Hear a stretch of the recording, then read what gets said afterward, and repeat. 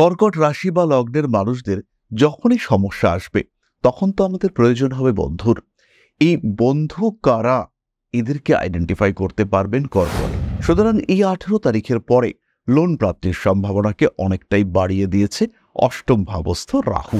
কর্কট রাশি বা লগ্নের মানুষদের স্বল্পকালীন বিদেশ যাত্রার সম্ভাবনা বাড়তে দেখতে পাওয়া যাবে। বাধা বিপত্তি অশান্তি থেকে নিজের মনে জোর এনে নিজের পছন্দের কাজগুলি করবার একটা সুবিধা, এইটা কিন্তু কর্কটের ক্ষেত্রে আসতে দেখতে পাওয়া যাবে। সেই সমস্ত মানুষ যাদের সন্তান হচ্ছিল না, তাদের ক্ষেত্রে কিন্তু সন্তান প্রাপ্তির সম্ভাবনা সেটা বাড়বে। রাহু অষ্টমে যাওয়ার সাথে সাথে বিবাহ বহির্ভূত প্রেমজ সম্পর্কের প্রতি আকর্ষণ সেটা বাড়বে। যৌন উগ্রতা কখনো কখনো বাড়তে পারে। যৌনতার প্রতি আপনার আসক্তি সেটাও কিন্তু বেশ খানিকটা বৃদ্ধির সম্ভাবনা দেখতে পাওয়া যায়। দ্বিতীয় কেতু আসবার সঙ্গে সঙ্গে যারা জ্যোতিষ চর্চা করতে চাইছেন তাদের কিন্তু স্ট্রেংথ বাড়তে দেখতে পাওয়া যাবে। দ্বিতীয় কেতু একটা অদ্ভুত সাপোর্ট ক্রিয়েট করবে, আপনার জীবনের বহু বাধা বিপত্তি সমস্যা সেগুলোকে কাটাবে। প্রথম যে বিষয়টি করতে হবে সেটি হলো যতটা সম্ভব ঋণ বর্জন করবার চেষ্টা সেটা করতে হবে। ঋণ গ্রহণ, ঋণ দান, এই দুটোই করতে হবে। কর্কট রাশি বা লগ্নের মানুষ তাদেরকে সিস্টেমেটিক ইনভেস্টমেন্ট এটা করা যেতে পারে, কিন্তু শেয়ার মার্কেটে অতিরিক্ত ইনভেস্টমেন্ট, অনিয়ন্ত্রিত ইনভেস্টমেন্ট সেটা কিন্তু অবশ্যই বন্ধ করবার চেষ্টা করতে হবে। খেয়াল রাখতে হবে রাহু কিন্তু অষ্টম ভাবে। অষ্টম ভাব সম্পর্কে বিভিন্ন তথ্য আপনারা গুগলে পেতে পারেন। জানতে হবে অষ্টম ভাবটি কি। সেখানে রাহু অন্যতম ঘাতক গ্রহ রয়েছে, তাই তার নিয়ন্ত্রণ কিন্তু অবশ্যই প্রয়োজন। সাবধানতা অবলম্বন করতে হবে জীবনের প্রতিটি ক্ষেত্রে।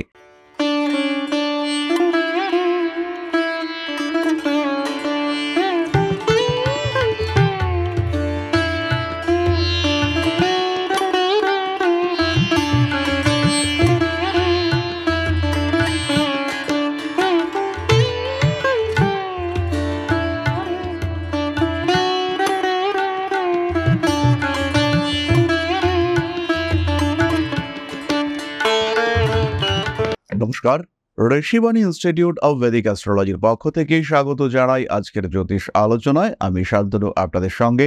আলোচ্য বিষয় বিশুদ্ধ জ্যোতিষ। আমরা আলোচনা করব কর্কট রাশির বিষয়ে। কর্কট কালপুরুষের চতুর্থ রাশি, চন্দ্রের দ্বারা প্রভাবিত এই রাশি, এবং এই কর্কট রাশির নবম ভাব থেকে রাহু অষ্টমে চলে আসছে, কেতু তৃতীয় ভাব থেকে দ্বিতীয় ভাবে চলে আসছে। এর ফলে কর্কটের কি পরিবর্তন ঘটবে এবং সেটা অবশ্যই পজিটিভ পরিবর্তন কি ঘটবে সেটা আমরা খুঁজে বার করবার চেষ্টা করব। দীর্ঘদিন প্রায় 1.5 বছর রাহু কর্কটের নবম ভাবে অবস্থান করেছিলেন। কর্কটের বেশ সমস্যা তৈরি হয়েছিল। কর্কটের ভাগ্য বিপর্যয় এটা আমরা বারবার দেখতে পেয়েছি। সেই সঙ্গে সঙ্গে কেতু তৃতীয়, কর্কটের অ্যাক্টিভিটি কমে গিয়েছিল। কর্কট নিজেকেই যেন নিজে খুঁজে বার করতে পারছিলেন না। নিজের কাছেই নিজে যেন হারিয়ে গিয়েছিলেন কর্কট রাশি বা লগ্নের মানুষরা। কর্কট রাশি কর্কট লগ্নের মানুষদের নিজের সত্তা আইডেন্টিফাই করবার ক্ষেত্রে হচ্ছিল বেশ কিছু সমস্যা। সেই কর্কট রাশি বা লগ্নের মানুষদের জন্য রাহু এবার অষ্টমে। নেগেটিভিটি রয়েছে, কিন্তু তার সঙ্গে সঙ্গে কিছু পজিটিভিটিও রয়েছে। প্রথম পজিটিভ বিষয় আমরা যেটা খুঁজে বার করব, এটা কিন্তু একটু অদ্ভুত। কর্কট রাশি বা লগ্নের মানুষদের যখনই সমস্যা আসবে তখন তো আমাদের প্রয়োজন হবে বন্ধুর। এই বন্ধু কারা, এদেরকে আইডেন্টিফাই করতে পারবেন কর্কট। কারা আপনার জন্য ভাবে, কারা আপনার প্রকৃত শুভাকাঙ্ক্ষী, এদেরকে আইডেন্টিফাই করার সুযোগ সেটা কিন্তু কর্কট পেতে চলেছেন। সমস্যা থেকে মুক্তি এটা কর্কটের ক্ষেত্রে হবে ঋণ প্রাপ্তির মাধ্যমে। অনেক দিন ধরে ব্যবসায় সমস্যা সমস্যা সমস্যা। জাস্ট গত পরশু এক ভদ্রলোকের সঙ্গে কথা বলছিলাম, তার ব্যবসা প্রায় বন্ধ হয়, কিন্তু ব্যবসাটা ভালো। ব্যবসা নিয়ে তিনি আশাবাদী এবং তিনি জানেন যে তার ব্যবসায় কিছু টাকা ইনভেস্ট করলেই তার ব্যবসাটা আবার ঠিকঠাক জায়গায় চলে আসবে, এবং যে টাকাটা ইনভেস্ট করা দরকার সেটাও কোনো অ্যাবসার্ড অ্যামাউন্ট নয়। এই টাকাটা উনি কালেক্ট করতে পারছেন না, ব্যাংক লোনের ক্ষেত্রে আটকে রয়েছে। উনি কিছুতেই ঋণপ্রাপ্ত হতে পারছেন না এবং ওনাকে ব্যাংক বারবার ঘোরাচ্ছে। আলটিমেটলি ব্যাংক একটা কমিটমেন্ট করেছে যে আমরা লোনটা আপনাকে দেব, এবং এই লোনটা স্যাংশন হবে সেটা হচ্ছে জুন মাসের 1 তারিখে, অর্থাৎ আপনি জুন মাসে লোনের টাকাটা পাবেন। সুতরাং এই 18 তারিখের পরে লোন প্রাপ্তির সম্ভাবনাকে অনেকটাই বাড়িয়ে দিয়েছে অষ্টম ভাবস্থ রাহু।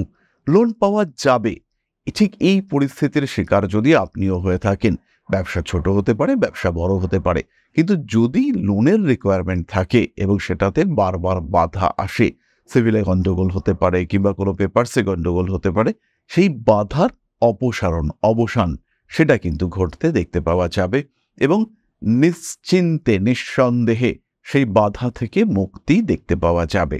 কর্কট রাশি বা লগ্নের মানুষদের স্বল্পকালীন বিদেশ যাত্রার সম্ভাবনা বাড়তে দেখতে পাওয়া যাবে। যারা বারবার চেষ্টা করছিলেন বিদেশে গিয়ে কিছু একটা করবেন, বিদেশে কিছু একটা করা দরকার, সেই সমস্ত মানুষদের ক্ষেত্রে কিন্তু বিদেশ যাত্রার মাত্রা বাড়তে দেখতে পাওয়া যাবে এবং সমস্যাগুলি থেকে মুক্ত হয়ে নিজেকে উন্মুক্ত করে তারা বিদেশ যাত্রা করতে পারবেন। বাধা বিপত্তি তার কিন্তু অবসান খুব স্পষ্টভাবে ঘটতে দেখতে পাওয়া যাবে। সেই সমস্ত মানুষদের ক্ষেত্রে কিন্তু পজিটিভিটি অনেকটাই বাড়বে। বেশ কিছু মানুষ রয়েছেন যারা প্রচুর অর্থ উপার্জন করেছেন কিন্তু নিজেকে নিয়ে কখনো ভাবেননি, সবসময় কন্টিনিউয়াসলি অন্য লোককে নিয়ে ভাবনা চিন্তা করেছেন এবং পরিবারের জন্য সবকিছু স্যাক্রিফাইস করেছেন। নিজে কখনো কখনো ভেবেছেন একটু বিলাসিতা করা দরকার, কিন্তু আলটিমেটলি সেই বিলাসিতা আর করে ওঠা হয়নি। এই সমস্ত মানুষগুলির ক্ষেত্রে কিন্তু কিছুটা বিলাসিতার সুযোগ দেখতে পাওয়া যাবে।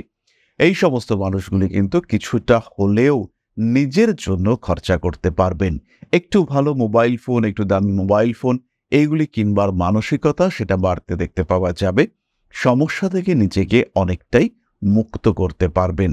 বাধা বিপত্তি অশান্তি থেকে নিজের মনে জোর এনে নিজের পছন্দের কাজগুলি করবার একটা সুবিধা, এইটা কিন্তু কর্কটের ক্ষেত্রে আসতে দেখতে পাওয়া যাবে। যেসব কর্কট রাশি বা লগ্নের মানুষরা সন্তান সংক্রান্ত পীড়ায় ভুগছিলেন, সন্তানের স্বাস্থ্যহানি, সন্তান পড়াশুনো করছে না, সে পড়াশুনো করতে চাইছে না, এই সমস্ত সমস্যায় যারা ভুগছিলেন তাদের ক্ষেত্রে কিন্তু উন্নতির সংযোগ অনেক অনেক বেশি। সেই সমস্ত মানুষ যাদের সন্তান হচ্ছিল না তাদের ক্ষেত্রে কিন্তু সন্তান প্রাপ্তির সম্ভাবনা সেটা বাড়বে। রাহু অষ্টমে যাওয়ার সাথে সাথে বিবাহ বহির্ভূত প্রেমজ সম্পর্কের প্রতি আকর্ষণ সেটা বাড়বে। যৌন উগ্রতা কখনো কখনো বাড়তে পারে। যৌনতার প্রতি আপনার আসক্তি সেটাও কিন্তু বেশ খানিকটা বৃদ্ধির সম্ভাবনা দেখতে পাওয়া যায়। দ্বিতীয়ভাবে কেতু অষ্টমে রাহু আপনাকে কিছুটা হলেও কৃপণ করার চেষ্টা করবে। যারা একদম উন্মুক্তভাবে খরচা করছিলেন তাদের এই খরচার উপর একটা নিয়ন্ত্রণ আসবে। কিছুটা হলেও আপনি টাকা দেখতে পাবেন। এই টাকা হাতে দেখার প্রবণতা এটা বাড়তে দেখতে পাওয়া যাবে এবং দ্বিতীয় কেতু আপনার মুখমণ্ডলের পীড়া সৃষ্টি করতে পারে। দ্বিতীয় কেতু আপনাকে ফাইন্যান্সিয়াল দিক থেকে মিসগাইড করতে পারে।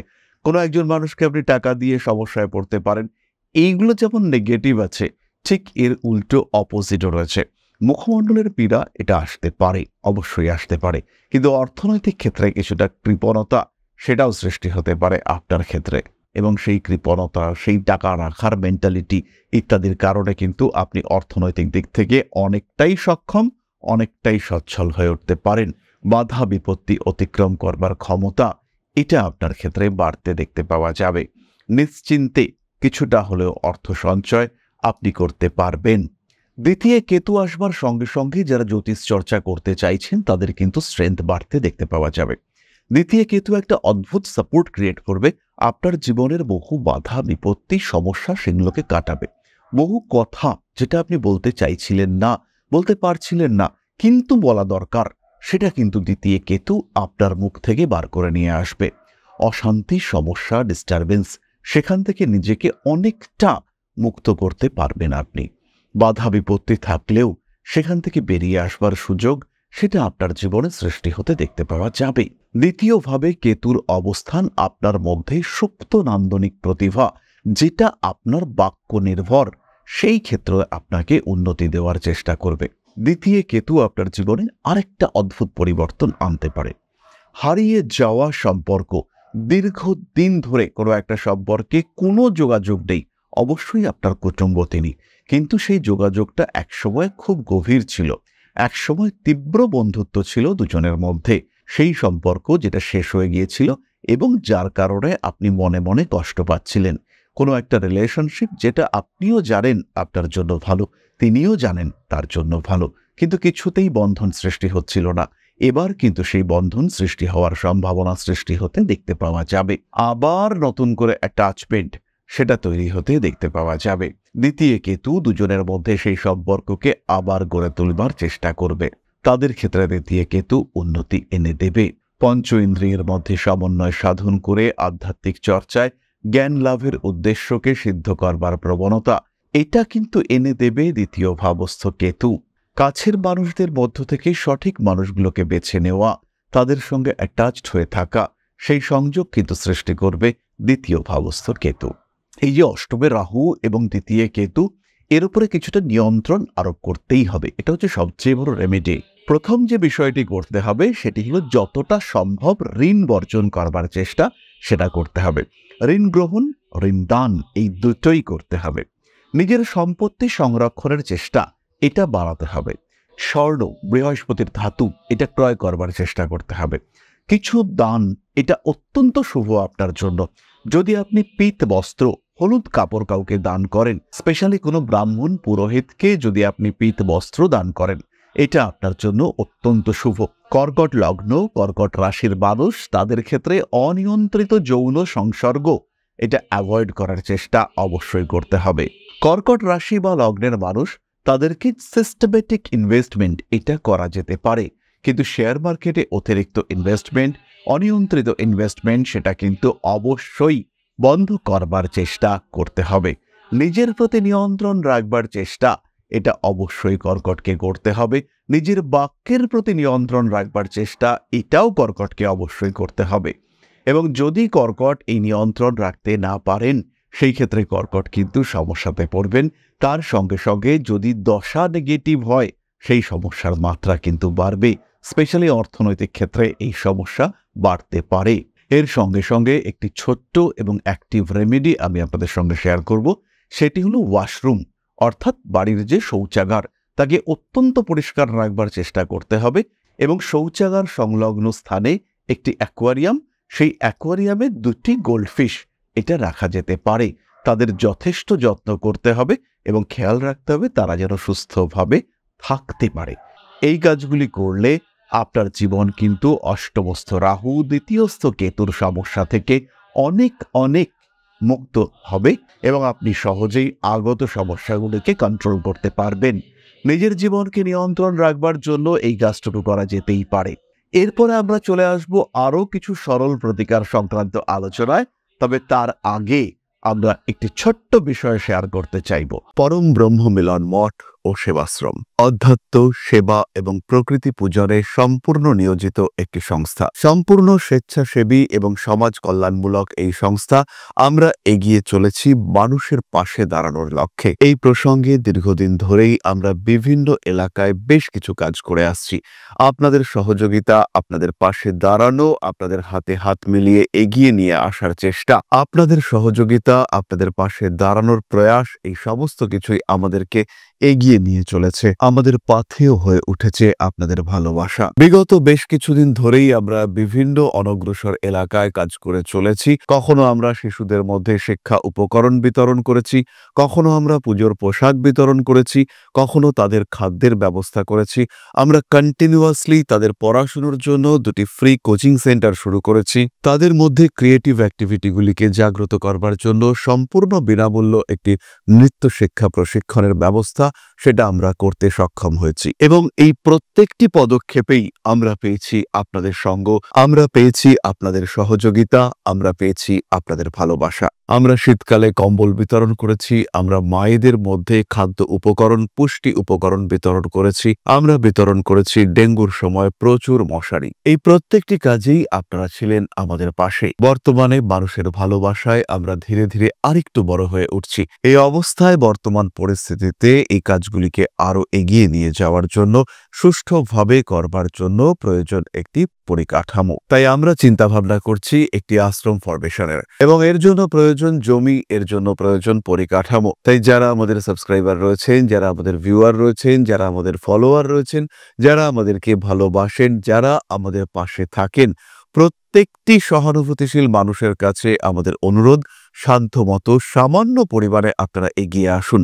বিন্দু বিন্দুতে সম্পূর্ণ হবে সিন্ধুর গঠন, তৈরি হবে পরম ব্রহ্মমিলন মঠ ও সেবাশ্রমের পরিকাঠামো। তাই যারা বিভিন্ন সময় বিভিন্ন অবস্থায় মানুষের পাশে গিয়ে দাঁড়ান, যারা প্রকৃতিকে ভালোবাসেন, যারা জীবনকে এগিয়ে নিয়ে যাওয়ার পথে অন্যকে সাহায্য করতে পছন্দ করেন, সেরকম প্রত্যেকটি মানুষের কাছে আমাদের সাধারণ অনুরোধ, আমাদের এই মহৎ উদ্দেশ্যকে সফল করে তুলবার জন্য যতটুকু সম্ভব, যতটুকু সাধ্য অবশ্যই এগিয়ে আসুন, বাড়িয়ে দিন সামান্য সহযোগিতার হাত। অধ্যাত্ম, সেবা এবং প্রকৃতি পূজনের এই মহান কর্মে, মহান ব্রতে ব্রতী হয়েছি আমরা। আমাদের সঙ্গে হাতে হাত মিলিয়ে আপনারাও যতটুকু সম্ভব এগিয়ে আসুন। সবার প্রচেষ্টায় এই বিরাট কর্মযজ্ঞ সাফল্যমণ্ডিত হবে। সবাইকে জানাই অগ্রিম ধন্যবাদ। আমরা জানি আপনাদের সহযোগিতা আমরা পাবো। বেশ কিছুদিন ধরেই বহু মানুষ আমাদেরকে সাহায্য করে চলেছেন, কারণ আমাদের ইন্ডিভিজুয়াল সামর্থ্য অতি ক্ষুদ্র, তার মাধ্যমে এই মহৎ কার্যগুলিকে সম্পূর্ণ করা সম্ভব নয়। তাই প্রত্যেকের ছোট্ট ছোট্ট সহযোগিতার হাত আমাদেরকে এগিয়ে নিয়ে চলেছে। আমরা এগিয়ে চলেছি সাফল্যের লক্ষ্যে। আপনাদের ভালোবাসা এভাবেই আমাদের পাশে থাক, আমরা সফল হবই। তাহলে এবার আমরা চলে আসি সাধারণ প্রতিকার সংক্রান্ত আলোচনায়। কর্কট রাশি বা লগ্নের মানুষদের যথেষ্ট পরিমাণে জল সেবন করতে হবে।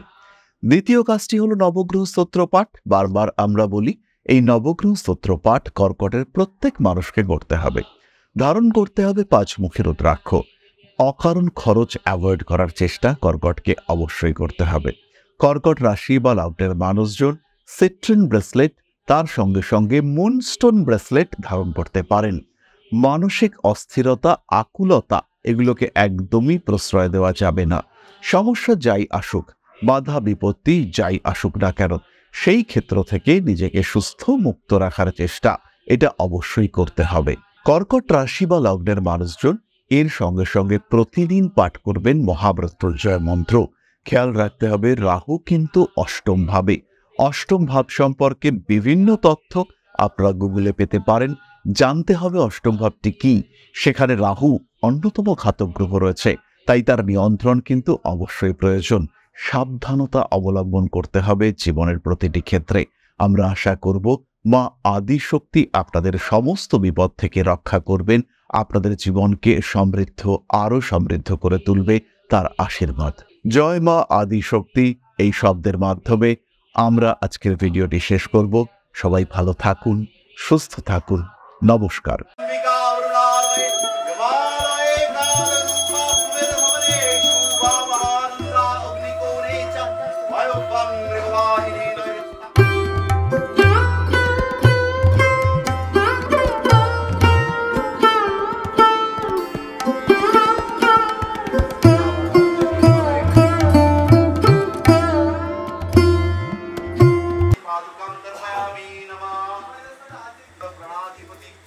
दक्षिणा कालिका परिषदाय स्वाहा।